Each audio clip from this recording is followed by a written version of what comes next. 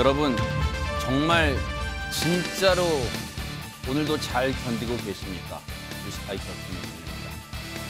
이 말이 딱 들어맞아요. 지금 서울이 물에 잠겼습니다. 8월 한 달간 내려야 할 양의 비가요. 어제 하룻밤에 다 쏟아졌습니다.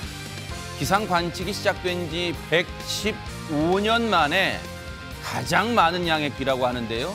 그것도 모자라서 모레까지 최대 350mm의 비가 더 쏟아진다고 하니까 정부와 지자체는 만반의 준비를 해야겠습니다. 가뜩이나 폭염 때문에 힘들었는데요. 폭우로 인한 피해는 없는지 떨어져 있는 부모님과 가족들 그리고 이웃의 안부도 잘 살펴야겠습니다.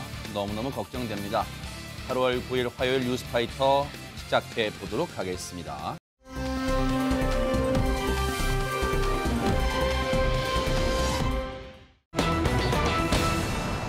앞서도 말씀드렸습니다만 어젯밤에요. 진짜 서울의 기상 관측이 시작된 이래로 115년 만에 가장 많은 비가 쏟아졌습니다. 뭐 지금도 서울을 비롯한 중부 지역에 비가 내리고 있고요. 제가 지금 여기 스튜디오 들어오기 전에 창밖 내다보니까 우산 쓰고 계속 종종걸음 하시는 분들 많더라고요. 어제 하루에요. MBN을 통해서 많은 시민분들의 영상 제보가 쏟아졌고 아마 지금도 곳곳에서 영상 제보가 막 올라올 텐데 특히나 비 피해가 심했던 곳들이 있습니다. 안진용 기자님. 네, 정말 하늘에 구멍이 뚫렸다는 표현을 실감하고 있는데요. 네. 굉장히 많은 곳에서 비 피해를 얘기하고 있습니다. 그중에서도 가장 피해가 많은 강남 현장을 취재했습니다. 아하. 영상 보면서 설명드리겠습니다. 네. 강남역 주변 도로입니다. 보시는 것처럼 사람 허리까지 물이 차오르며 시민들이 위태롭게 길을 지나가고 있습니다. 이번에는 이 강남 도로를요 위에서 한번 어떠한 모습일지 내려다봤습니다. 아이고. 네, 그야말로 강남역 일대가 보시는 것처럼 온통 물바다가 됐는데요. 이 때문에 빌딩 안으로도 물이 그대로 밀려 들어옵니다. 급기야 지금 보시는 것처럼 도로 배수구에서 물이 역류하며 솟구치는 모습도 포착됐는데요. 네. 물이 얼마나 차올랐는지 외신에서나 볼 법한 차량 위로 저렇게 차량이 포개진 모습이 목격되기도 했습니다. 아하. 마찬가지로 지금 보시는 선릉역 인근 도로도 물바다로 인해 차량들이 아슬아슬 지나가고 있고요. 네. 고속터미널 근처에서는 쓰러진 오토바이를 일으키느라 시민들이 애를 쓰기도 합니다. 네. 지금 보시는 은마 사거리 일대도 침수가 포착됐습니다. 사실 뭐 은마 일대, 뭐 대치동 일대, 강남 일대가 어제 정말 물에 잠겼고 많은 분들이요 진짜 거의 위험한 순간을 맞이해서 앞서 보셨죠? 지나다니신 분들 갑자기 물이 불어나니까 손 쓸 겨를도 없이 허리춤까지 물이 차올라서 정말 위태위태한 순간을 맞이하면서 귀가를 서둘렀던 그런 모습도 보였습니다. 박성배 변호사님, 그런데 강남뿐 아니라 폭우 피해는 곳곳에서 일어났잖아요. 그렇습니다. 이번에는 서울 곳곳에서 제보가 들어왔습니다. 영상으로 확인해 보시겠습니다. 보시는 것처럼 상도동 일대 도로가 완전히 침수됐습니다. 일부 주민들 빗물이 들어오지 않게 물막이를 내기도 합니다. 세상에. 이번에는 신길역 도로입니다. 차량들이 위태롭게 지나가고 있습니다. 물이 불어나면서 차량이 아예 움직이지 못하기도 합니다. 이건 뭐 도로와 인도가 구분이 안 됩니다. 네. 그렇습니다. 동작구로 가보겠습니다. 한 아파트 내부에서 물이 폭포처럼 쏟아지고 있는가 하면 이수역 천장에서는 그야말로 물폭탄이 쏟아져 천장이 무너져 내리기도 아이고. 합니다. 사실 이수역에서 천장 무너질 때요 정말 아찔한 순간이었습니다. 왜냐하면 주변에 인근에 지하철을 기다리시던 승객분들이 계셨는데 하마터면요 몇 발자국 차이로 큰 화를 모면하시는 그런 아찔한 순간도 시민분들의 제보 영상에 고스란히 담겼습니다. 김현주 평론가님, 지금 폭우 피해가 지금 어느 정도입니까? 네, 주로 서울, 경기, 강원 등 중부지방에 집중된 이 호우로 인해서요. 네. 인명이 살상되는 사망, 부상 등 인명 피해는 물론이고요. 아하. 이재민이 무척 많이 발생하고 그리고 재산 피해도 있었습니다. 좀 정리를 해드릴까요? 중앙재난안전대책본부의 네. 집계 결과를 따르면은요. 이번에 인명 피해는 서울 5명, 경기 3명 등 사망이 총 8명에 아이고, 이르릅니다. 세상에. 아이고. 그리고 실종된 분들도 서울 4명, 경기 2명, 강원 1명 등 총 7명. 그리고 부상은 경기 지역에서 9명으로 집계가 됐습니다. 네. 대피한 인원을 보면 이재민이 총 391명, 그리고 임시로 대피한 분들이 399명으로 집계가 되고 있는데요. 모두 네. 230세대에 이른다고 합니다. 이분들은 주로 인근에 있는 학교, 체육관이나 주민센터 등으로 이제 대피를 했고요. 네. 재산 피해도 역시 심각한데요. 총 741채의 주택과 상가가 침수가 됐고요. 네. 3곳에 옹벽이 붕괴됐고 또 5곳에서 토사가 유출되는 이런 피해가 발생을 했습니다. 그런데다가 지금 계속해서 비가 내리고 있어서 네. 앞으로도 좀 더 큰 피해가 발생하지는 않을지 큰 염려가 되고 있는 상황입니다. 보세요. 지금 뭐 앞서도 비슷한 영상 나왔습니다만 하수구, 배수구에서 물이 얼마나 수압이 세면 역류를 해서 역류하다 못해 지금 배수관을 뚫고 올라오고 있습니다. 뿜어져 나오고 있고요. 그리고 강남의 한 아파트 지하주차 아까 보셨죠? 폭포수 같은 물이 차고 내려와서 주차되어 있던 차량들 대부분이 물에 잠기는 피해도 발생했고 오늘 이 시간까지 지금도 비가 내리고 있어서 곳곳에서요. 지금 상당히 위험합니다. 감전 사고도 잇따르고 있고 정전 피해도 잇따르고 있고 상당히 지금 위험한 순간들이 계속해서 이어지고 있습니다. 언론 표현을 보면 뭐 양동이로 물을 퍼부은 것 같다. 근데 이건 이 표현 가지고 부족해요. 거의 진짜 물폭탄이란 말이 딱 들어맞을 것 같습니다. 안진용 기자님. 그럼 도대체 어느 정도 왔는지 궁금하실 텐데요. 어제 서울에 내린 비는 기상 관측 사상 최악의 폭우였습니다. 아하. 일 강수량, 시간당 강수량 모두 기존 기록을 경신하는 115년 만의 폭우였는데요. 네. 어제 0시부터 오늘 오전 10시까지 기준으로 보면은요. 서울 424.5mm, 아하. 경기 여주 412.5mm, 양평 398.5mm 순이었고요. 특히 서울의 경우는요. 동작구 기준으로 시간당 141.5mm의 물폭탄이 쏟아졌습니다. 역대 최고치는 118.6mm였는데 이 기록이 1942년 기록이거든요. 80년 만에 넘어선 거고요. 네. 그럼 115년은 어떤 기준이냐면 1907년 서울 관측 이래 115년 만에 최악의 가장 강한 비로 기록이 됐습니다. 네. 특히 기상청에 따르면은요. 동작구 신대방동에서는요. 305mm의 비가 내렸는데 우리나라의 연간 총 강수량이 1000에서 1300mm입니다. 이를 감안할 때 1년간 나눠서 내릴 비가 그중에서 20에서 30%가 어제 단 하루 만에 세상에. 쏟아진 겁니다. 그렇기 때문에 양동이로 퍼부었다는 표현이 결코 무리한 게 아닌 것처럼 느껴지고요. 네. 각각 시간당 130mm, 100mm의 집중호우가 내린 동작구와 강남 일대는 순식간에 물바다가 될 수밖에 없었습니다. 사실 어제 이제 차량을 두고 뭐 퇴근하신 분, 시민분들의 제보 영상을 보면 정말로 아찔하고 위험한 순간. 앞서 말씀드렸죠. 어디가 도로이고 어디가 인도인지 구분이 안 되다 보니까 차들이 뒤엉키고 그리고 이제 오늘 물 빠진 뒤에 상황 보니까 앞서 보셨죠. 차가 뒤엉켜져 있고 파손돼 있고 지금 오히려 물 빠진 지금 상황, 오늘 상황도 좀 처참하고 참혹한 광경들이 고스란히 드러나고 있습니다. 그런데 시청자분들 궁금하실 것 같아요. 박성배 변호사님 왜 이렇게 많은 비가 오는 거예요? 지금 혹시 늦은 장마가 지금 시작된 거예요? 어떤 겁니까 지금? 장마와 유사한 현상이긴 합니다. 이 국가기상위성센터가 공개한 어제 오전 7시부터 오후 2시까지 한반도 주변 영상을 보면 그 이유를 알 수 있습니다. 어허. 이 영상을 보시면 네. 동서로는 긴데 남북으로는 좁은 비구름대가 우리나라를 온전히 뒤덮고 있습니다. 네. 이에 따라서 비가 한정적인 구역에 집중적으로 쏟아지게 되었는데 네. 이 폭우의 원인은 장마와 마찬가지로 정체전선 탓입니다. 우리나라 북쪽에서 티벳 고기압과 전리 저기압이 한랭 건조한 공기를 내려보내고 있는데 이 남쪽에서는 북태평양 고기압이 한반도까지 세력을 확장한 채 고온 다습한 공기를 올려보내고 있기 때문입니다. 성질이 다른 두 공기가 서로 맞부딪히면서 정체전선이 형성되었기 때문입니다. 지금 구름대가 빠져나가질 못하고 지금 한반도 특히 중부 지역을 중심으로 뭉쳐 있다는 거예요. 정체되어 있다는 거, 멈춰 있다는 거예요. 그래서 앞서 레이더 영상 같은 걸 보면 그래픽을 보면 보세요. 어제 낮 그리고 어제 밤 9시 30분쯤 그리고 오늘 오전 보세요. 여러분들 남부 지역에 계신 부모님께 안부 전화했더니 여기는 비 안 왔어. 그런 분들 많으실 거예요. 그래요? 서울엔 비가 정말 퍼부었어요. 지금 이 비구름대 레이더 영상 보면 그게 딱 들어맞을 거예요.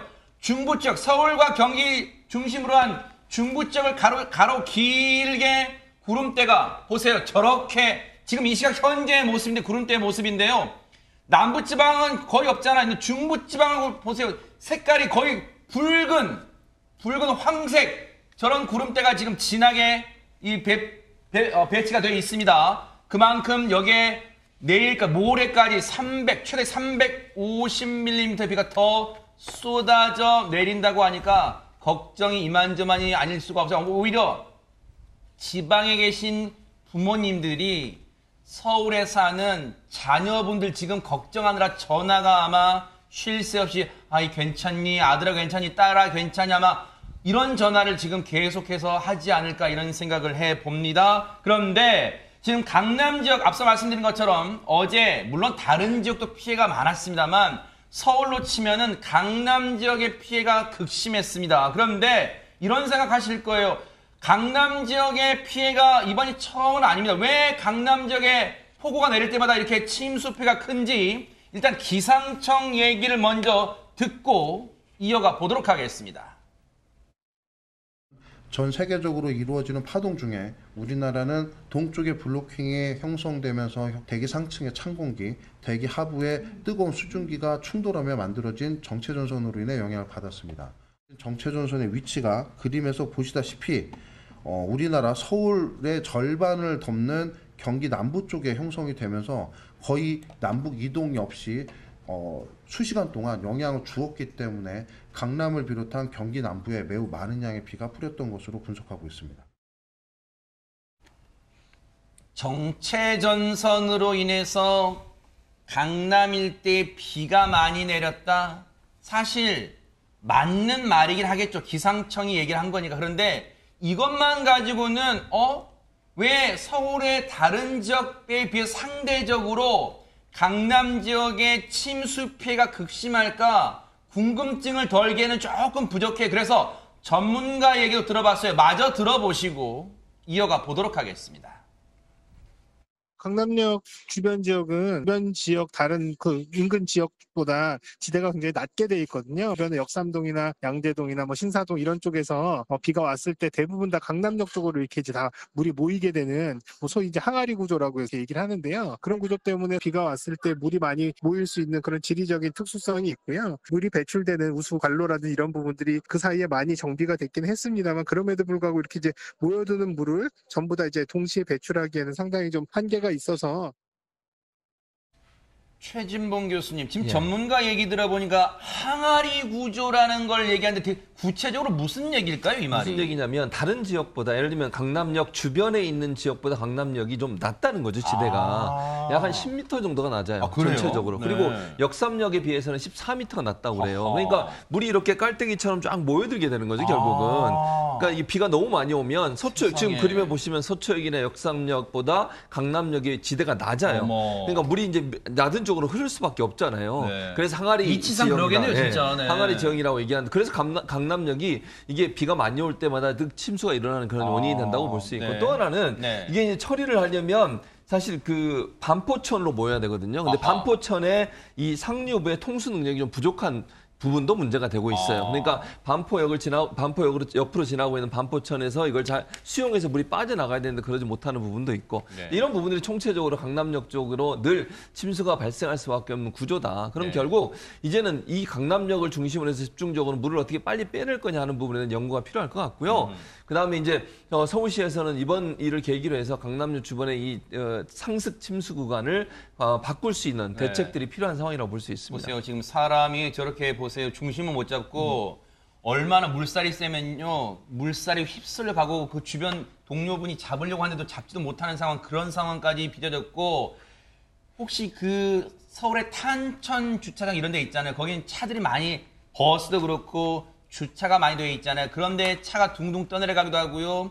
캠핑용 트레일러 같은 거 다 떠내려가고 그런 상황까지 지금 빚어지고 있어요. 그러다 보니까 SNS상에서는 여기저기서 피해를 호소하는 글들이 올라오고 있다면서요. 안진용 기자님. 네, 실제로 많은 시민들이요. 본인들이 겪은 비 피해를 직접 SNS를 통해서 소위 인증을 하고 있습니다. 현재 땡땡 침수 상황이라는 글이 연이어 오르고 있는데요. 사진을 보면서 설명드리겠습니다. 네네. 고립무원이라는 제목으로 올라온 사진입니다. 서초구한 아파트 앞에서 차량들이 침수된 탓에 한 남성이 보시는 것처럼 본네트 위에 올라가 몸을 피하고 있습니다. 정장을 잘 차려입은 듯한 이 남성, 허탈한 표정으로 휴대폰을 보면서 어딘가로 연락을 취하고 있는 모습입니다. 세상에. 이렇게 주로 강남역 인근 상황을 설명해주는 게시물들이 많았는데요. 네. 침수된 차량이 옴짝달싹하지 못하고 멈춰서 있거나 신호등마저 꺼져 있습니다. 또는 어머 보세요. 아이고. 네, 지금 보시면은 버스들도 길을 잃고서는 그 자리에 정차된 모습이고요. 세상에. 이 외에도 이렇게 신호등조차 꺼져 있어서 방향은 어떻게 가야 될지도 사람들이 알 수가 없습니다. 아이고. 또한 맨홀에서 빗물이 세차게 역류하는 영상도 공개가 됐습니다. 네. 이 외에도 여러 가지 사진들이 올라왔는데 이 사진을 보면 편의점 매대에 올려져 있던 컵라면과 달걀 등이 물에 둥둥 떠다니는 모습이 담겨 있습니다. 피해를 당하신 분들이요. 한두 곳이 아니에요. 한두 분들이 아니에요. 지금 여기저기서 지금 기록적 폭우로 피해를 호소하는 분들이 많고 그러다 보니까 이런 뭐 기사도 봤어요. 하민경 변호사님.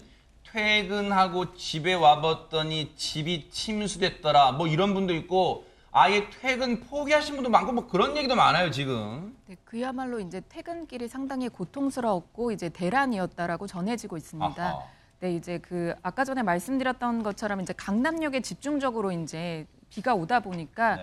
아까 그 이게 차가 이제 운전석 이제 사이드 미러까지 이제 잠긴 뿐만 아니라 아이고, 이제 차 지붕까지도 뒤엉킨 거 보세요. 아이고 예, 세상에. 그렇습니다. 지붕까지도 이제 전부 다 이렇게 잠긴 상황에서 네. 운전석 문을 열 수 없을 정도로 이제 비가 차오르자 이제 밖으로 나와서 이제 근처 식당으로 이제 대피를 하신 그런 직장인분도 계셨고요. 네. 아예 이제 강남에서 직장인 이제 강남인데 강북인 집까지 갈 수가 없어서 어플리케이션을 통해서 이제 급하게 인근 호텔을 잡아서 이제 집으로 가는 것을 이제 포기하신 그런 직장인들도 있었습니다. 네.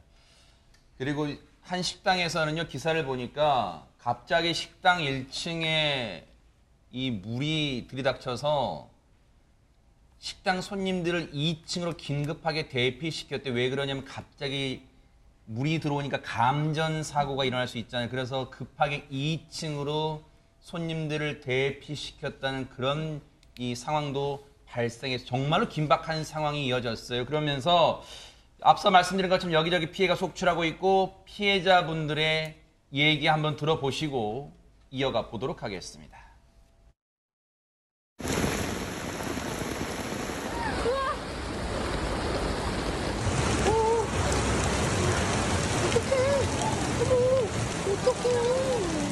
차가 아예 안 움직여. 지금 바닷가로 가는 것 같아. 여기까지 차가 여기까지요. 표시돼 있죠? 예. 물이 차가 올라오니까 내가 했을 때 물이 갑자기 튀어오르는데 5분도 안 걸렸어요. 제 차가 물이 가득 찼어요. 그래서 제가 문을 안 열려서 창문을 여니까 열리더라고요. 물이 닥친 거야. 파도를 막 치니까 깜짝 놀랐어. 나 이런 날라가 처음 봤어. 걱정되는 부분은 이 비가 대체 언제까지 내릴까 하는 걸 겁니다. 최진봉 교수님. 예, 그렇습니다. 안심하면 안 되는 이유가요. 12일까지 지금 비가 온다는 예보가 되어 있어요. 예, 그렇습니다. 네. 특히 11일까지는 언제 어느 곳에서 집중적 호우가 내릴지 알 수가 없다. 그러니까 대비를 하셔야 돼요. 지금 당장 비가 안 온다고 해서 괜찮다 이렇게 생각하시면 안 됩니다. 왜냐하면 지금 이 비구름대가 갖고 있는 특징 중에 하나 뭐냐면 순간적으로 집중적인 호우를 뿌리고 잠깐 멈추고 뿌리고 이런 상황이거든요. 그래서 지금 안 온다 하더라도 언젠가 다시 비가 올 수 있다는 생각을 하시고 늘 경계심을 푸시면 안 되고요. 네. 지금 사흘간 수도권 예상 강우량이 한 100mm, 500에서 100mm가 더 올 것 같아요. 그리고 지금 수도권과 강원 영서를 중심으로 시간당 50에서 100mm가 더 온다고 하니까 결국 모레까지 다 합치면 350mm가 더 올 수 있다는 거죠. 그랬을 경우에 어제 왔던 만큼 3일 동안 더 올 수도 있다라는 것을 꼭 기억하시면 좋을 것 같고요. 네. 특히 오늘 밤이 되면요. 정체전선이 조금 더 북상을 하면서 내일 새벽까지 수도권, 강원 영서에 많은 비를 뿌릴 것으로 예보가 돼 있기 때문에 수도권이나 경기 지역에 있는 분들은 절대로 경계를 늦추시면 안 된다. 이렇게 말씀드릴 수 있습니다. 폭우로 인한 침수 피해, 이 뭐 수해 등 그런 피해도 피해입니다만 지금 집안이 갑작스런 이 폭우로 집안이 약해지잖아요. 특히 산 쪽의 주택가들은요. 오늘 기사를 보니까 아파트 옆에 있는 옹벽이 무너져 내린 곳도 있고요.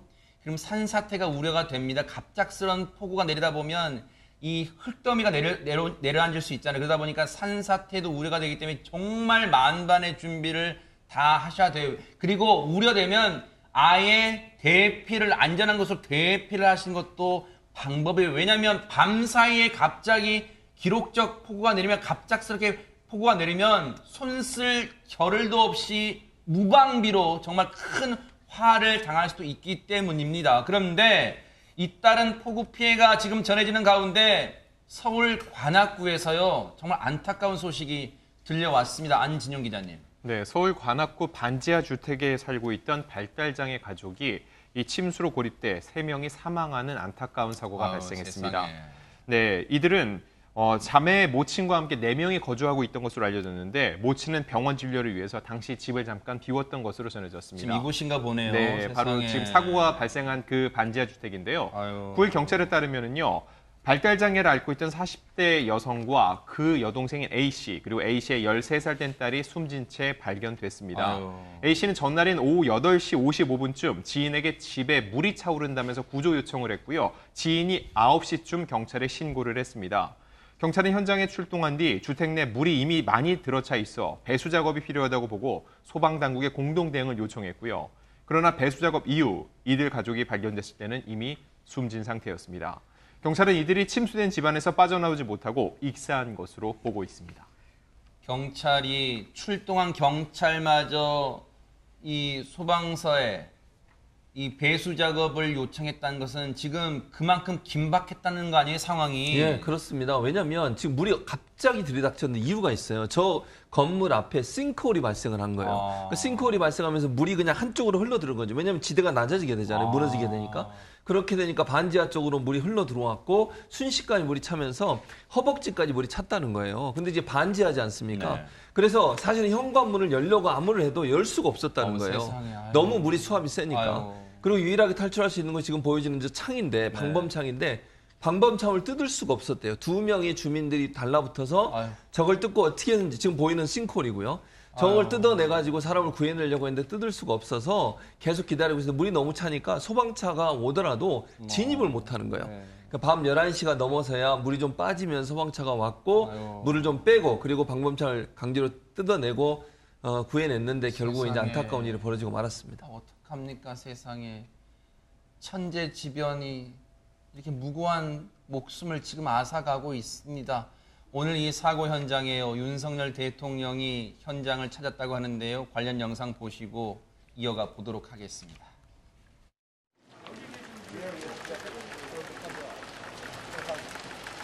몇 시에요? 이 사고가 일어난 게? 그때 22시쯤에 아, 주무시다가 그랬구만. 네, 그래서 이게 상당히 위력이 많이 됐다 보니까 이 문을 못 열고 나오는 거고. 제가 퇴근하면서 보니까 벌써 다른 아파트들이 아래쪽에 있는 아파트들은 벌써 침수가 시작이 되더라고요. 여기가 어제 저녁 밤부터 수위가 많이 올라갔구나. 네네네. 여기까지 찼어요. 그러니까 수위 올라온 게 1시간도 안 걸렸다. 그렇죠. 1시간이 뭐예요. 한 10분도 15분도 안 걸렸어요.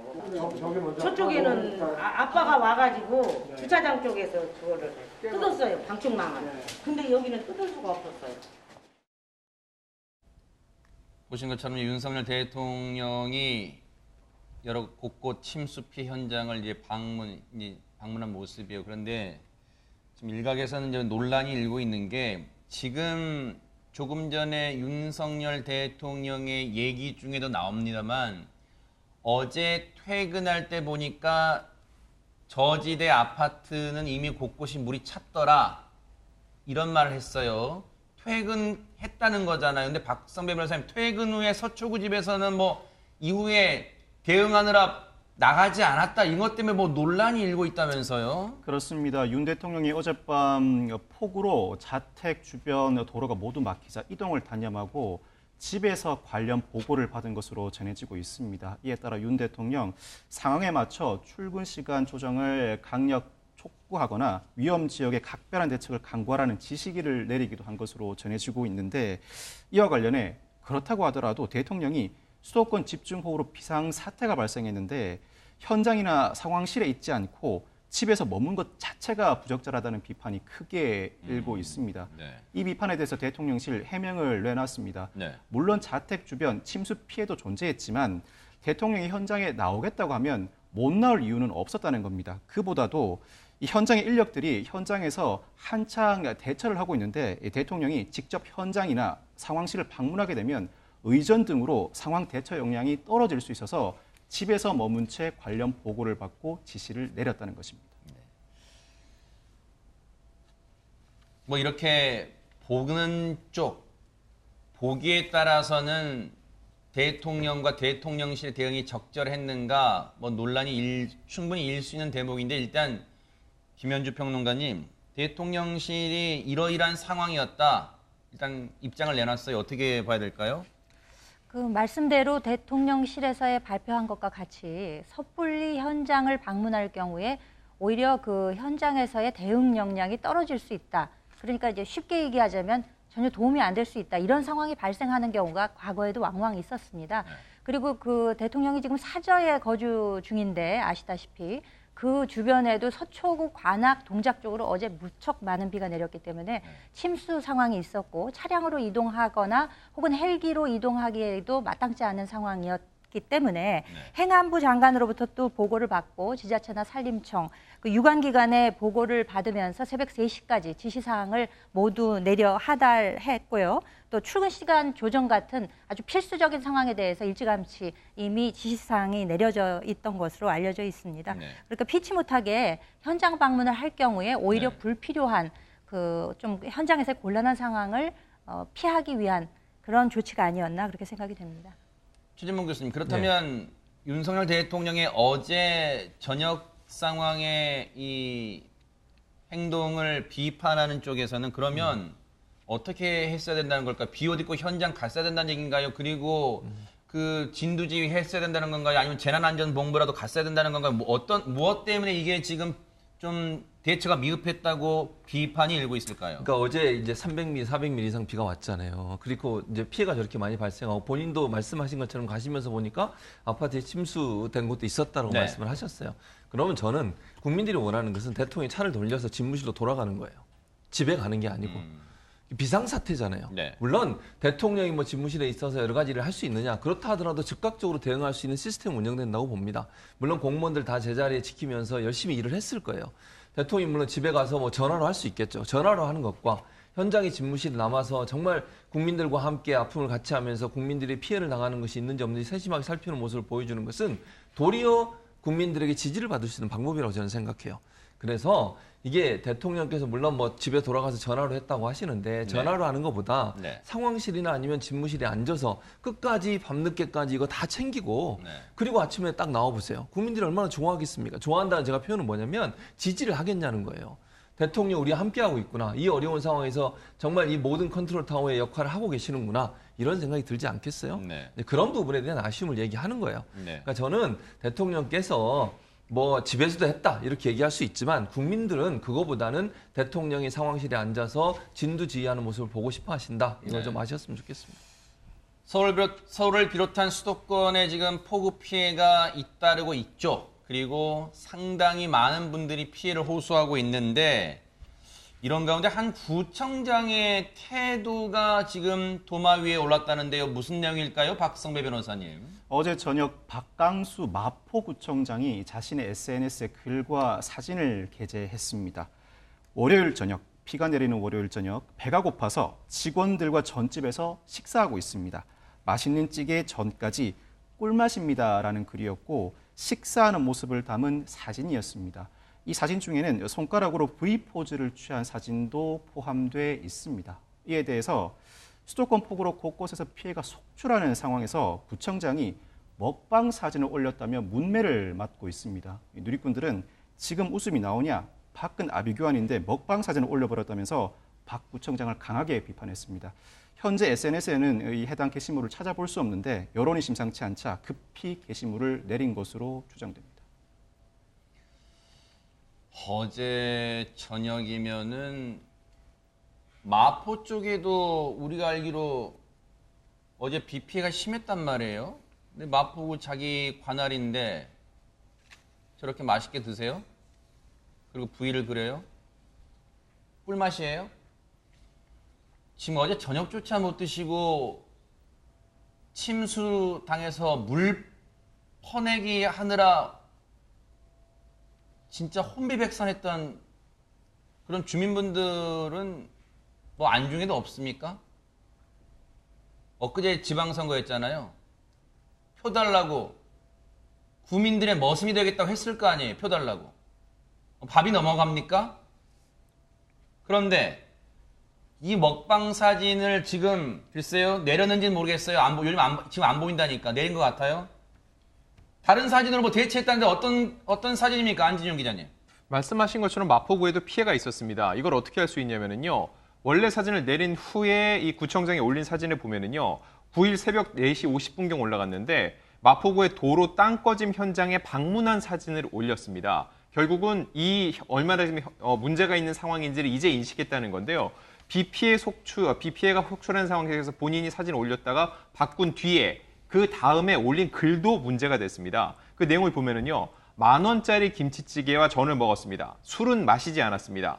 전을 먹어서 죄송합니다라고 얘기했는데 이거는 마치 본인이 비 피해가 속출한 상황 속에서 이거를 인지하지 못한 게 아니라 술은 마시지 않았는데 전을 먹어서 이거를 문제 삼는 거, 이거 자체가 잘못됐다고 이렇게 본질을 호도하는 거라 볼 수 있고요.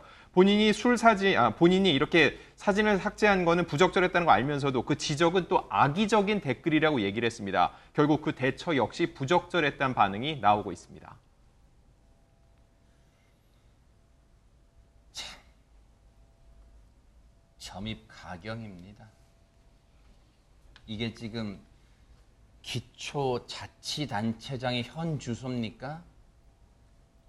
앞서 제가 말씀드렸죠. 비 피해 때문에 주민분들은 밥이 넘어갑니까? 밥도 못 먹고 물 퍼내려 바빠요. 늦게까지 일하고 배가 고프다고요? 밥 한 끼 맨날 먹는 거 밥 한 끼 안 먹는다고 구청장이 그래놓고 부위를 그려요? 꿀맛이라고요? 전이 꿀맛이에요? 그래놓고 이게 악행 댓글이에요? 지적할 수 있잖아요. 구민들이. 한 표 던진 구민들이 구청장이 지금 할 짓이냐? 얘기할 수 있잖아요.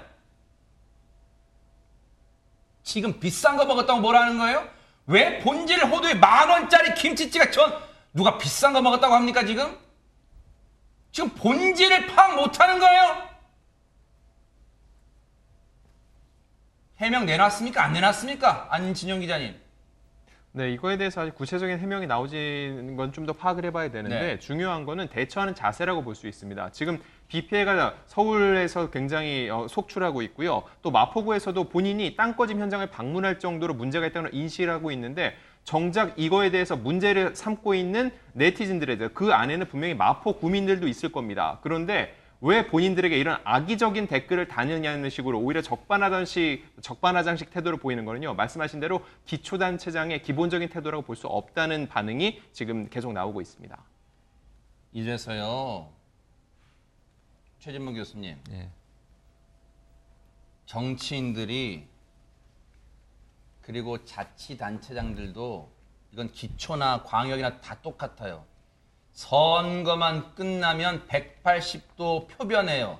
선거 때는 90도 폴더 인사하면 한 표 주십시오 했다가 지금 표 얻고 당선되고 나니까 나 몰라라? 이게 비단 지금 마포구청장이 지금 이게 드러나서 그렇지 어제 전국에 특히 비가 내린 곳에 폭우가 내린 곳에 기초자치단체장 광역자치단체장 중에 제대로 일한 사람 진짜 얼마나 있을지 그 표를 던진 유권자들 궁금할 거예요. 그러니까요. 기본적으로 본인들이 당선되고 나면 이게 참 저는 이해가 안 돼요. 일단 다른 거 다 떠나서 문제를 지적했으면 문제에 대해서 사과하고 잘못했다고 이해가 될 거 아니에요. 이분 지금 대응하는 모습을 보면요.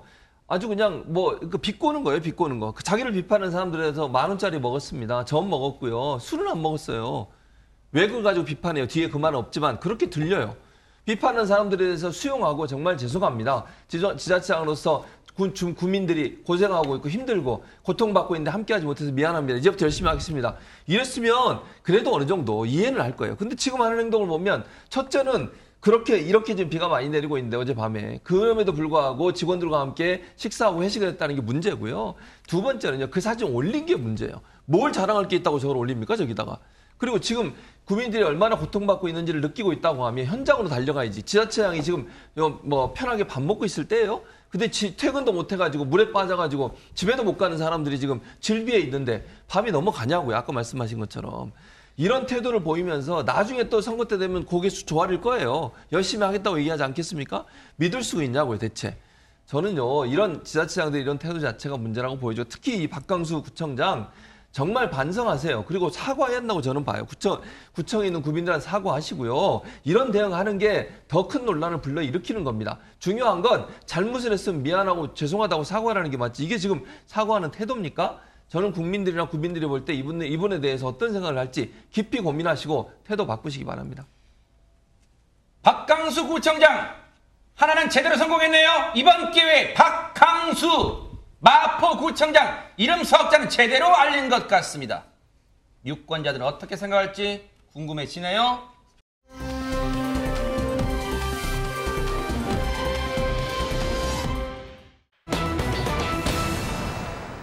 과연 이준석 대표의 운명은 몇 개일까요?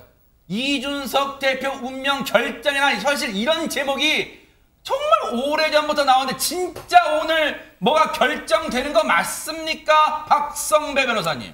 우선 오늘 오전 전국위가 열려 이 당대표 권한대행뿐만 아니라 직무대행도 비대위원장을 임명할 수 있도록 하는 당원 개정안 표결이 진행됐습니다.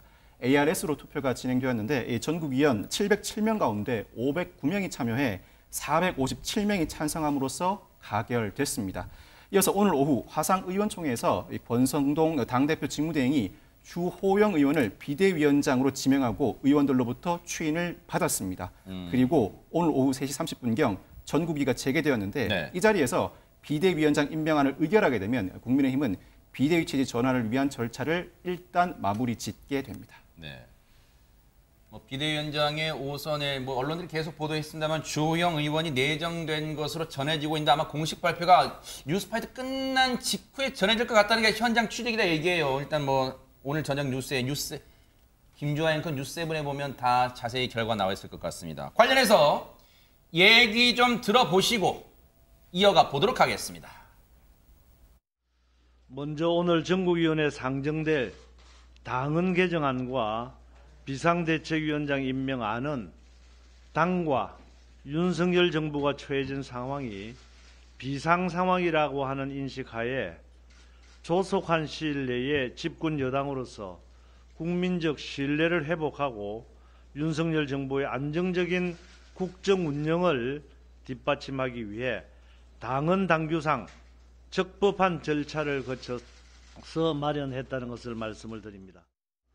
찬성 457명, 반대 52명으로 당헌 개정안이 원안대로 가결되었음을 선포합니다. 네, 이렇게 해서 이제 비대위 체제로 공식적으로 전환하게 됐어요.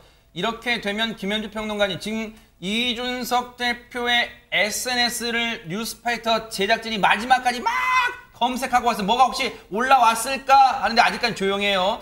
오늘 비대위 결과 따라서 근데 아마 법원도 퇴근 시간 있을 테니까 오늘은 아니겠지만 혹시 가처분 신청 진짜 낼까요? 어떻습니까?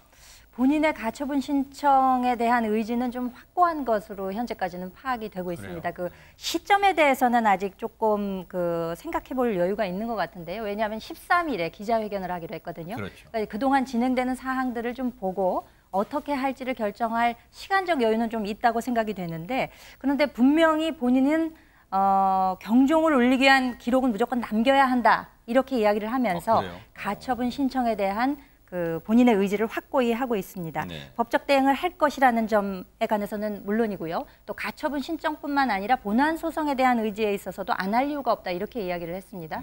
그러니까 사실상 비대위가 출범하게 되면 본인이 당대표로서 갖고 있는 직무 권한이 사실상 정지되면서 해임되는 효과를 가져오기 때문에 뭐 자동 해임 그런 표현을 쓰더라고요. 그렇죠. 네. 그렇기 때문에 그에 대해서 이제 본안 소송을 내는 것이고 이 소송이라고 하는 것이 상당 기간 길어지면서 실질적으로 아무 효과를 낼 수 없을 수 있기 때문에 이에 대해서 그 가처분 신청을 통해서 이것을 좀 빨리 이것을 임시 정지해달라는 그런 요청을 낼 것으로 생각이 되는데 본인의 의지는 강력하고 또 13일에 과연 어떤 내용을 이야기할 것인가에도 관심이 주목이 되고 있습니다. 앞서 이제 말씀해 주셨지만 한 언론에 보낸 뭐 기자들이 계속 이제 전화도 안 받을 수 있으니까 문자로 보내면 경종을 울리기 위한 기록은 무조건 남겨야 한다 이런 얘기를 했다는 거예요. 그리고 MBN 프레스룸이 이제 취재했어요. 아마 김은미 앵커가 아마 소통이 잘 되니까 아마 물어본 것 같아요. 근데 이 가처분 신청에 대해서 어떤 이 입장이냐 그런 걸 했더니 가처분 신청 무조건 한다. 그럼 직접 가냐? 직접 하겠다. 다른 사람 시켜서 뭐 하겠나? 본인이 직접 법원에 가처분 신청서를 들고 가겠다. 이 얘기를 하는 것 같아요. 근데 아직 앞서 말씀드렸죠. 법원 퇴근 시간도 있기 때문에 아마 내일 될 것 같아요.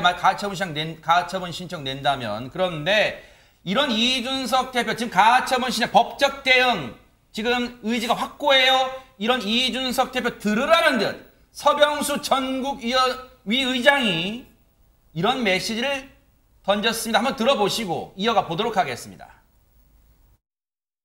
이준석 대표도 정치하시는 분이고 앞으로 자기 본인의 어떤 정치 진로를 위해서 가처분 신청이라든가 하는 법적 대응은 좀 자제를 해 주시고 당을 위해서 성공후사하는 그런 자세를 갖춰주셨으면 좋겠다는 말씀을 드립니다.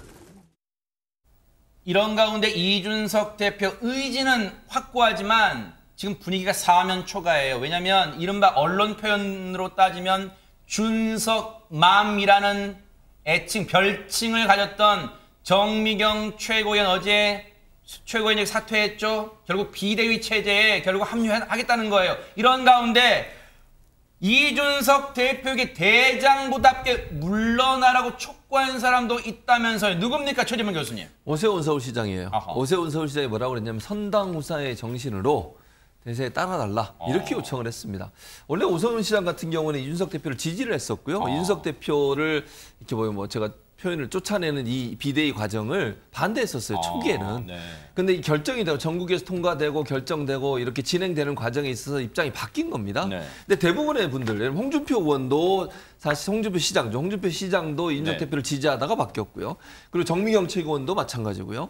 그 주변에 있던 분들이 다 돌아서고 있는 상황이에요. 입지가 지금. 상당히 좁아지네요. 진짜. 그렇죠. 그래서 지금 오세훈 시장이 뭐 자중자애할 걸 간곡히 당부한다는 말도 어찌 보면 이준석 대표한테 이러면 안 된다고 얘기하는 거거든요. 결국 뭐냐면 권력의 속성이에요. 그러니까 지금 상황에서 이준석 대표를 지지하고 같이 하는 순간 밀려나게 돼요. 그럴 수밖에 없는 거잖아요. 왜냐하면 지금 현재 윤석열 대통령이 취임한 지 얼마 되지도 않았고 윤핵관 중심으로 당이 지금 새로운 변화를 하고 있는데 여기에 반기를 드는 순간 거기서부터 이제 밖으로 아웃사이더로 나오게 되잖아요. 그랬을 때 본인의 정치 행보에 상당히 큰 부담이 될 수밖에 없습니다. 그런 점에서 본다고 하면 정권 초기이기 때문에 일단 권력 쪽에 줄을 서는 것이 맞다. 그렇게 판단한 것으로 보여집니다. 이런 가운데 이준석 대표와 가까웠다고 평가됐던 이 사람도 아주 차가운 냉랭한 글을 남겼다면서요. 누굽니까? 안진용 기자님. 국민의힘 박민영 대변인입니다. 이 가처분 신청 개혁에 대해서 안 하는 게 맞다는 입장을 보였는데요. 이 박 대변인 하면은요, 이 대표가 주도했던 당 대변인 선발 프로그램이죠. 이 나는 국대다 출신으로 이 대표가 굉장히 가깝다는 평가를 들어왔는데 이번에는 입장이 다릅니다. 그 내용을 살펴보면 가처분 신청을 하는 것 자체가 당을 적으로 돌려버리는 것이다. 가처분 신청은 당에도 이 대표에게도 전혀 실익이 없는 일이라고 했고요. 더 나아가 이준석 대표의 지지층 팬덤에 대해서는 문제도 제기했습니다. 이 대표가 점점 고립되는 양상으로 몰리는 데 대해 저는 이준석 팬덤도 책임이 있다고 본다면서 이 대표가 대통령을 향해 한심하다고 말하며 대통령을 들이받고 가처분 신청도 고려하는 데는 자신의 지지층 여론에 호응하려는 측면도 있어 보이기 때문이라고 꼬집었습니다. 김현주 평론가님, 사실 이준석 대표 입장에서는 박민영 대변인이 대통령 비판해가지고 곤란한 입장 처했을 때 감싸줬잖아요. 뭔가 지금 배신감이 클 수 있어요? 어떤가요? 글쎄요. 이준석 대표가 제공한 플랫폼을 통해서 박민영 대변인이 선발되었다고 해서 과연 박민영 대변인이 이준석의 사람이라고 할 수 있을까요? 혹은 이준석 계라고 불리거나 이해권이라고 할 수 있을까요? 물론 그 선발 과정에서 어떤 그 계기를 제공한 것은 사실이지만 지금 현재 박민영 대변인은 여당의 대변인으로서의 역할을 다하고 있다고 생각이 됩니다. 네. 개인적으로 누구의 사람이다 뭐 이런 생각은 전혀 안 하고 있을 것으로 생각이 되고요. 네. 이렇게 하는 과정들이 결국 당과 정치인으로서의 이준석 본인에게도 실익이 없을 것이다라는 분석을 내놓을 수 있다고 생각하고요. 그리고 굳이 이 당내의 문제를 법원의 판단에 맡기는 것에 대해서 여러분들이 지금 의견을 내놓고 있지 않습니까? 뭐 정미경 최고나 오세훈 시장 같은 경우의 의견도 역시 궤를 같이 한다고 보고 이것을 정치적으로 풀어가야 되지 않을까라는 것을 제시한다고 저는 생각을 합니다. 그런데 이뿐만이 아닙니다. 이준석 대표에게 남은 마지막 우군, 마지막 지금 최고위원, 물러나지 않는 최고위원, 김용태 최고위원마저 지금 입장을 바꾼 듯 하다면서요. 하민경 변호사님, 이게 무슨 내용입니까? 네, 맞습니다. 김용태 최고위원 뭐 너마저 이렇게 표현할 수도 있을 것 같은데요. 사실 김용태 최고위원은 이제 이준석계로 이제 분류가 되는 이제 최고위원이고요. 끝까지 이제 사퇴 의사를 밝히지 않았던, 사퇴하지 않은 이제 최고위원이었습니다. 네. 그래서 오늘 당초 이제 당에서 비상체제로 이제 돌입이 되면 이제 기자회견을 하면서 그 부분에 대해서 이제 효력정지 가처분을 내겠다라고 이제 발표를 했었거든요.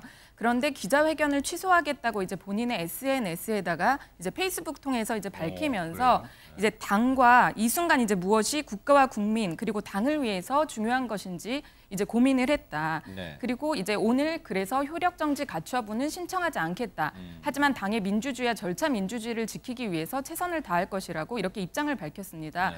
아마 이제 효력정지 가처분이 이제 받아들여질지 여부에 대해서 상당히 이제 뭐 받아들여진다, 안 받아들여진다 이런 입장이 사실 많이 이제 분분한데요. 네. 효력정지 가처분이라는 것은 사실은 실제로 이제 인용되기가 상당히 어렵고 이 경우 같은 경우엔 특히나 이제 가처분이 인용될 가능성이 사실 상당히 낮다고 이제 보여지는 이런 시점에서 이제 가처분 신청을 냈을 때 그 뒤에 이제 따라오는 결과나 이런 부분들도 생각하지 않을 수 없었기 때문에 아마 이런 결정을 한 것이 아닌가 생각이 듭니다. 김용태 최고위원은 기자회견을 갑작스레 취소했습니다. 그런데 아직까지 이준석 대표는 오는 이번 주 토요일 13일 날 기자회견 하겠다는 예고 아직까지 변동은 없어요. 그런데 많은 분들이 궁금해하는 게 이런 걸 겁니다. 보통 신문이 나오는 월요일자 신문에 크게 나오게 일요일 날 중대 발표 정치인들이 많이 하잖아요. 근데 왜 토요일 날 할까? 여기에 궁금증이 많았는데 여기에 뭔가 속 시원한 궁금증을 풀어준 발언이 있었습니다. 한번 들어보시고 이어가 보도록 하겠습니다. 어차피 가처분 신청할 수 있는 날도 아니고 13일이 토요일이고 14일이 일요일이고 15일은 광복절이기 때문에 계속 공휴일이고 사실은 이제 정치권에서는 원래 이 연휴 동안은 늘 뉴스가 없는데 제 생각엔 이준석 그 언론의 생리를 가장 잘 알고 있는 이준석 대표가 한 주간의 동향들을 잘 지켜보고 거기에 대해서 응축된 메시지 13일 날 사자우를 토해낸 다음에 13, 14, 15 정치적 뉴스가 없는 그 시간대를 이준석 대표의 이야기로 도배를 하려고 하는 것이 이준석 대표의 생각이 아닌가라고. 최진봉 교수님 듣고 보니까 하하 그럴 수도 있겠구나라는 생각은 들긴 합니다. 그렇죠. 그러니까 예를 들면 이제 12일 날 정도 비대위가 출범할 가능성이 있어요. 진영을 꾸려서. 네네네. 그럼 그때 대응을 해야죠. 아직까지는 완전히 뽑힌 건 아니잖아요. 네. 현재 논의가 되고 조영 아마 전 원내대표가 될 것이 확실시 되는데 그리고는 비대위원들 선발해야 되고 그럼 정식 출범 12일쯤 할 가능성이 있어요. 그 다음 날 하는 거죠. 결국은 대응을 하는 거고. 두 번째는 김재수 의원이 얘기했던 것처럼 위원이 얘기했던 것처럼 12일 날 발표하게 되면 연휴가 쭉 연결되기 때문에 연휴 동안은 사실 특별한 정치 이슈가 없어요. 네네. 뉴스에도 그렇게 크게 나오지도 않고 이런 상황이 나오면 이 뉴스가 계속 이슈의 중심을 차지할 수밖에 없다는 거죠. 국민들도 이 이슈에 대해 사람들 만나면 얘기하게 되고 가족들끼리 만나도 얘기할 수 있는 여건이 되지 않겠어요? 그런 점으로 본다고 하면 이슈화하는데 중요한 어떤 포인트를 잡기 위해서 일부러 연휴 바로 전에 하는 게 아닌가 이렇게 볼 수 있을 것 같습니다. 작금의 사태에 대해서 책임을 이준석 대표에게만 지우는 데 대한 불만, 비판의 목소리가 있습니다. 왜? 문자 유출의 장본인 권성동 원내대표는 그럼 책임이 없냐, 자유롭냐? 이에 대한 목소리가 있는데요. 관련 얘기 들어보시고 이어가 보도록 하겠습니다. 아니 이게 무슨 코미디도 아니고 지금 이 사건에 어떻게 보면 원인이 되시는 분이 권성동 의원이 되실 수 있는데 본인은 지금 가만히 있고 최고위원들은 일부 최고위원들 일부가 아니죠. 대다수가 사퇴를 했고 근데 본인은 원내대표직을 유지하면서 비대위원이 된다? 그건 누가 봐도 이상하잖아요. 본인께서 빨리 사퇴하셔야 된다고 생각되고요. 하루라도 빨리 당이 정상화되고 안정적으로 국정을 뒷받침해야 한다는 간절함일 것입니다. 민생이 많이 어렵습니다. 당 내부 문제로 더 이상 낭비할 시간이 없습니다. 아마 이제 뉴스파이트가 끝나고 앞서 말씀드린 것처럼 주호영 5선의 주호영 의원이 비대위원장에 공식적으로 이제 내정이 되고 이후 주호영 비대위원장이 최대 14명 정도의 비대위원을 인선을 마치면 오는 12일 금요일입니다. 이번 주 금요일쯤이면 비대위가 공식 출범할 거라는 게 언론들의 대체적인 전망입니다. 그런데 거기서 끝나는 게 아니라 넘어야 할 사안이 또 있어요. 지금 비대위, 국민의힘 비대위의 성격, 그리고 비대위를 언제까지 가져갈 것이냐, 임기, 이런 걸 놓고도 벌써 의견이 분분하다면서 이게 또 뭔가 논쟁의 불씨가 될 수 있을 것 같아요. 김현주 평론가님. 그렇습니다. 이 임기를 놓고 보자면은 2개월 정도의 초단기 그리고 혹은 5, 6개월 이상 가는 어떤 혁신적 성격을 가진 비대위를 갖춰야 된다. 이런 의견들이 지금 상당히 이렇게 비등하고 있는 상황인데요. 네. 사실상 2개월 정도로 둔다면은 이제 조기 전대로 가기 위한 징검다리 역할을 하는 것이고 어느 정도의 역할을 5, 6개월 이상 가게 되면 혁신위로서 혁신적 성격으로서의 비대위를 하게 되는 것인데 사실상 윤석열 정부가 출범하고 나서 정기국회가 이제 9월에 시작이 되게 되면 12월에 예산 심사할 때까지 국회가 어느 정도 역할을 하고 나서 내년 1월 이후 그렇게 되면 사실상 한 5, 6개월 정도 되게 되는 거죠. 그때 하는 것이 맞다. 라는 의견이 지금 팽팽하게 맞서고 있는 상황입니다. 사실상 비대위를 이끌어가야 하는 주호영 의원 입장에서는 어느 정도의 역할을 하고 싶은 그런 생각이 있는 것 같고요. 하지만 당권에 도전할 의사가 있는 것으로 여겨지는 김기현 의원이나 안철수 의원 같은 경우는 좀 빨리 이것을 끝내고 조기 전대로 가는 것이 낫지 않느냐 이런 의견을 좀 펼치고 있기도 하는데 말씀하신 대로 이것이 만약에 비대위의 임기가 길어질 경우에는 안 그래도 하루가 뭐다 하고 여러 가지 의견들이 백출하고 있는 가운데 이것이 또 다른 갈등 요소로 작용할 그런 여지가 있기 때문에 이것도 좀 지켜봐야 할 대목이 아닌가 싶습니다. 차기 당권 주자의 세엠법도 정말 들으신 것처럼 다 다릅니다. 그런데 이런 가운데 한 친윤계 의원이 사실 지금 비대위 체제로 앞으로 가는 거에 대해서 윤석열 대통령도 촉각을 곤두세울 거예요. 왜? 자신의 지지율이 정말 급전지가 추락하고 있잖아요. 그런데 이런 가운데 한 친윤계 의원이요. 대통령 지지율 하락 원인에 대해서 분석했어요. 한번 들어보시고 이어가 보도록 하겠습니다.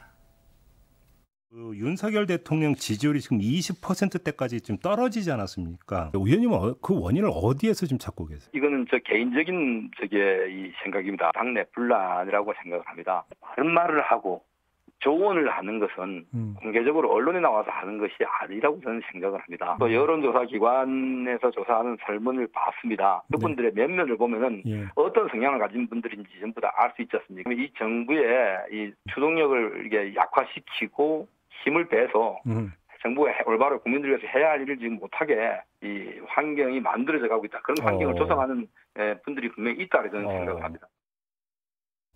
아니 하민경 변호사님 이 얘기를 쉽게 풀면 대체 지지율이 낮은 게 윤석열 대통령 본인보다는 딴 데 있다는 거예요, 원인이? 근데 이철규 이제 국민의힘 의원 같은 경우에는 이제 본인의 이제 개인적인 생각이라고 이제 밝히긴 했지만 이 지지율 하락의 원인을 이제 이준석 당대표가 이렇게 당내 분란을 이제 만들어서 그런 부분이 이제 지지율 하락의 원인이 되었다라고 이제 하나를 지적을 했고요. 대통령은 잘하고 있는데 뭐 그런 부분이라기보다 일단은 이준석 대표를 이제 겨냥을 해서 네. 계속 이제 SNS 상으로도 이제 설전을 계속 오갔기 때문에 네. 그런 부분은 이제 지적을 했고요. 네. 또 하나는 이제 여론기관, 이제 여론조사 기관에서 이제 조사하는 그 설문의 내용을 이제 좀 문제 삼았습니다. 그러면서 이제 결국은 이제 이 정부의 추동력을 이제 약화를 시키고 힘을 빼서 이제 정부가 일을 하지 못하게 하는 그런 이제 환경이 만들어지고 있다. 이렇게 얘기를 했는데 결국은 사실 지금 이제 지지율이 많이 하락이 되어 있는 상황이고 정부가 정말로 추동력을 잃어가는 그런 상황입니다. 그렇기 때문에 국민의힘에서도 이것을 이제 비상 상황으로 이제 규정을 하고 이제 비대위 체제로 이제 전환을 하는 만큼 어떻게 보면 국민들은 이제 많은 기대를 사실 하고 있고 네. 지금 3개월밖에 지나지 않았지만 사실 많이 이제 혼란스럽고 또 지지율이 이제 바닥이라고 하는 것은 정말로 이제 정부에서 또 대통령실에서 생각을 하고 국민들을 위해서 정말로 정치를 해야 될 때가 아닌가 그런 생각이 사실 들기 때문에 이번 이제 비대위 체제를 통해서 빠르게 이제 당, 정, 이제 뭐 청와 이제 용산이죠. 네, 되죠. 이제 같이 이렇게 좀 힘을 합쳐서 국민들의 기대감에 부응할 수 있는 그런 새로운 정부로 거듭났으면 하는 바람이 있습니다. 네. 이철규 의원의 얘기를 듣고 여론조사 기관들이 어떤 반응일지도 참 궁금합니다. 기분이 그렇게 썩 좋지는 않을 것 같아요.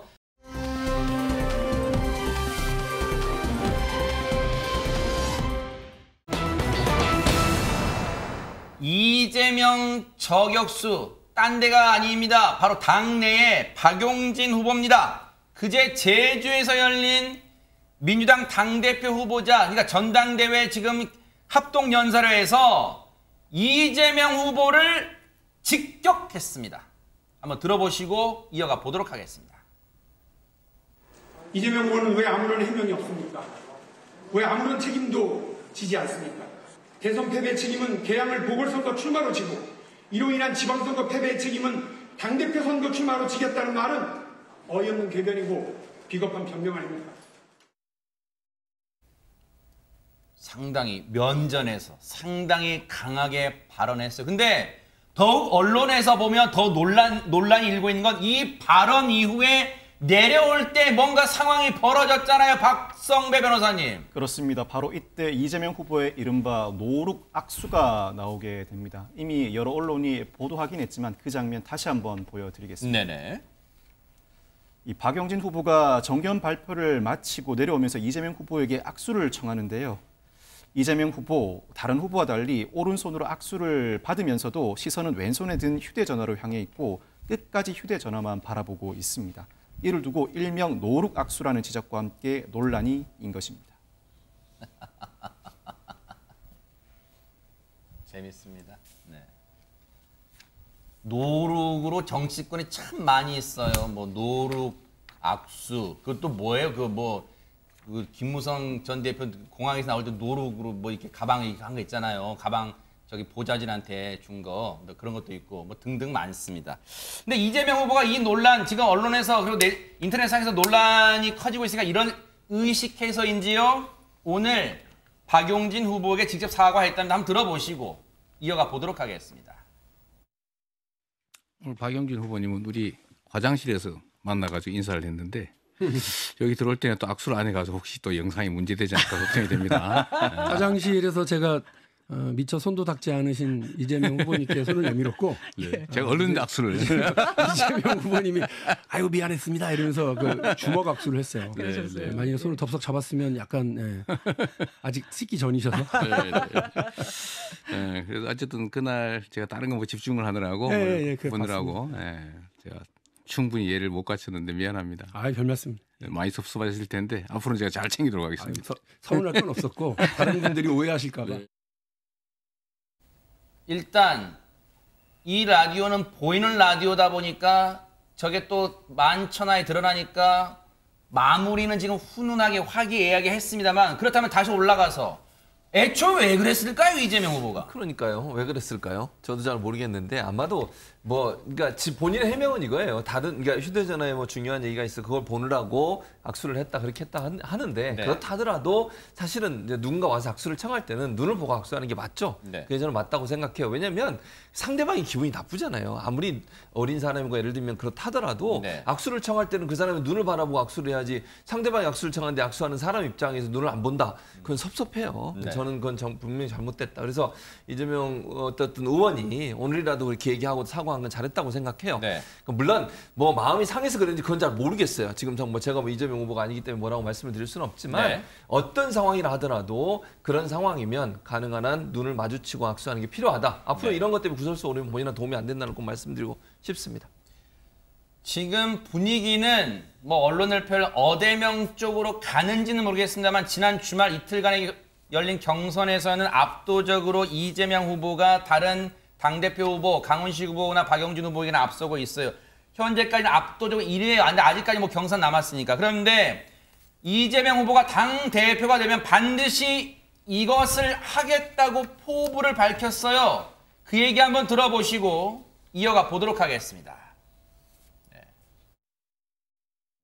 협력과 견제, 이 두 가지는 야당의 본연의 역할이고 지금 윤석열 정부에서 거의 제가 보기엔 거의 진퇴양난 상태에 빠지는 것 같습니다. 민생 해결 방안 또는 경제 위기 극복 방안들에 대해서 또는 이제 외교적 문제에 대해서 우리가 같이 머리를 맞대고 대응할 수 있는 그런 방안을 찾아야 된다라고 생각하고 저는 여야 영수회담 대통령을 만나자고 해서 그럽시다가 아니라 전 우리 야당에서 적극적으로 제안해서 여야 영수회담을 반드시 해야 된다. 네. 그렇게 생각합니다. 핵심은 네. 공통공약을 추진하자. 네. 이게 되겠죠. 영수회담이란 표현 뭐 좀 이제 정치권에서 안 쓰는 분위기로 됐습니다. 어쨌든 영수회담이라는 표현을 썼어요. 당대표가 되면 영수회담 제안하겠다. 근데 손바닥도 마주쳐야 소리가 난다고 윤석열 대통령 측에서 받아들일지 앞으로 또 관심이 쏠릴 것 같습니다.